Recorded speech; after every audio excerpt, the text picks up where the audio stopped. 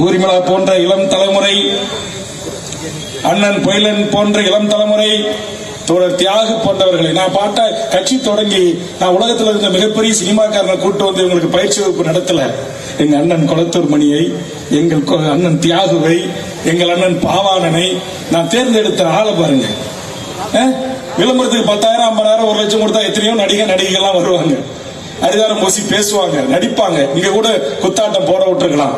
நான் என் ஆதி இசை பறை இசையை அடிக்கிறதுக்கு அனுமதித்து ஒரு மாறுபட்ட அரசியலை, இந்த மண்ணுக்கான, மக்களுக்கான, இனத்திற்கான, மொழிக்கான ஒரு அரசியலை, தமிழ் சமூகத்தின் விடுதலைக்கான அரசியலை, அதுவும் தந்தை பெரியாரை ஆணைமுத்து ஆற்றிய பங்களிப்பை, திராவிட இயக்கங்கள் செய்த பங்களிப்பை, பெரியாரி அமைப்புகள் செய்த பங்களிப்பை தமிழ் தேசிய அமைப்புகளோடு ஒத்தி பார்த்து, பொருத்தி பார்த்து, ஒரு புரிதலை உள்வாங்கி ஒரு மாற்று அரசியலை இந்த மண்ணில் உருவாக்க வேண்டும் என்று இரவு பகல் பாராமல் சுத்திக் கொண்டே இருக்கிறேன்.